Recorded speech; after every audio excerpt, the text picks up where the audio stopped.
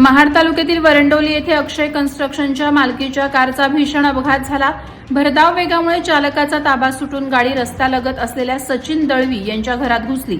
या अपघातात घराचं मोठ्या प्रमाणावर नुकसान झालं असून सुदैवानं कोणतीही जीवितहानी झाली नाही। मात्र गाडीचं मोठं नुकसान झालं असून चालकाला किरकोळ दुखापत झाली। चालक नशेत असल्याचा दावा ग्रामस्थांनी केलाय। नुकसानग्रस्त कुटुंबाला संबंधित ठेकेदाराने योग्य ती भरपाई द्यावी अशी मागणी ग्रामस्थांकडून होत आहे।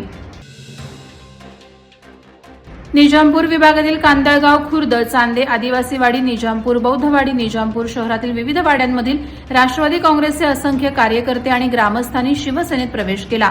नामदार भरत गोगावले यांच्या उपस्थितीत हा पक्ष प्रवेश कार्यक्रम पार पडला। कांदळगाव खुर्दचे ग्रामपंचायत अध्यक्ष हरिश्चंद्र भेसळ तसंच राष्ट्रवादीचे युवा कार्यकर्ते स्वप्नील अवघडे यांच्यासह अनेकांनी शिवसेनेचा भगवा झेंडा हाती घेतला। अपेक्षित विकास न झाल्याने राष्ट्रवादीबाबत नाराजी होती। यावेळी शिवसेना, युवा सेना आणि महिला आघाडीचे अनेक पदाधिकारी उपस्थित होते। उरण तालुक्यातील खोपटा, आवरे, पिरकोण, चाणजे, वशेणी आदी गावांमध्ये समुद्राचं खारं पाणी भात शेतीत शिरल्याने हजारो एकर शेती नापीक होण्याचा धोका निर्माण झालाय। खाडी किनाऱ्यावरील बांध बंदिस्तीच्या कामांकडे खारभूमी सर्वेक्षण विभागानं दुर्लक्ष केल्याचा आरोप शेतकऱ्यांनी केलाय। JNPA आणि करंजा बंदरातील भरावामुळे उधाणाचं पाणी थेट शेतात शिरतंय।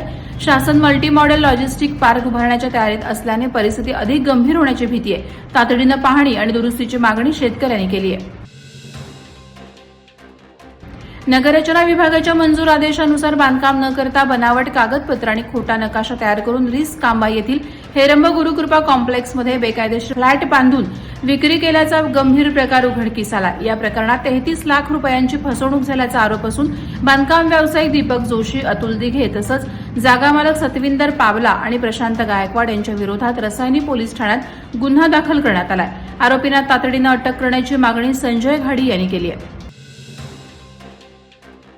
आमदार महेश बालदी यांच्या स्थानिक विकास निधीतून ग्रुप ग्रामपंचायत चौक हद्दीतील ब्ल्यू व्हेल सोसायटीला जोडणाऱ्या रस्त्याचं उद्घाटन सरपंच रितू ठोंबरे यांच्या हस्ते करण्यात आलं। रस्त्याची अवस्था अत्यंत खराब झाल्याने ग्रामस्थांना मोठ्या अडचणींचा सामना करावा लागत होता। भाजप चौक शहर उपाध्यक्ष सागर ओसवाल यांनी यासाठी पाठपुरावा केला होता। सुमारे 21 लाख रुपये खर्च करून हा रस्ता सुस्थितीत पूर्ण करण्यात आला। उद्घाटन प्रसंगी भाजप पदाधिकारी, ग्रामपंचायत सदस्य, मोठ्या संख्येनं ग्रामस्थ उपस्थित होते। पाली येथे प्रकाश देसाई सामाजिक आणि सांस्कृतिक प्रतिष्ठानतर्फे आयोजित 13व्या राज्यस्तरीय एकांकिका स्पर्धेत ठिमक्का या एकांकिकेनं प्रथम क्रमांक पटकावला। 6 दिवस चाललेल्या या स्पर्धेत राज्यातील 28 नाट्यसंस्थांनी सहभाग घेतला। बक्षीस वितरण सोहळा ज्येष्ठ अभिनेते प्रशांत दामले आणि प्रतिष्ठानचे सर्वेसर्वा प्रकाश देसाई यांच्या हस्ते पार पडला। यावेळी प्रशांत दामले यांनी आपला 13,367वा नाट्यप्रयोग सादर केला। स्पर्धेत स्वातंत्र्य सौभाग्य द्वितीय तर नवरा आला वेशीपाशी तृतीय ठरली। कार्यक्रमाला मान्यवरांची उपस्थिती होती।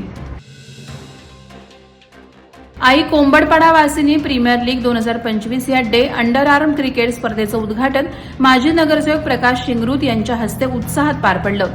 यंदा या स्पर्धेचं 11वं वर्ष असून कोंबडपाडा वासिनी मंदिरात श्रीफळ वाढवून डॉ. बाबासाहेब आंबेडकर शाळा क्रमांक 4 मैदानावर सामने सुरू झाले।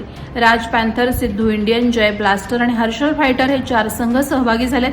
वादळवारा लाईव्हसाठी न्यूज ब्युरो, रायगड। नवी मुंबई व रायगड जिल्ह्यातील ताज्या बातम्या आणि घडामोडींसाठी सबस्क्राईब करा वादळवारा लाईव्ह चॅनल आणि दाबा बेल आयकॉन।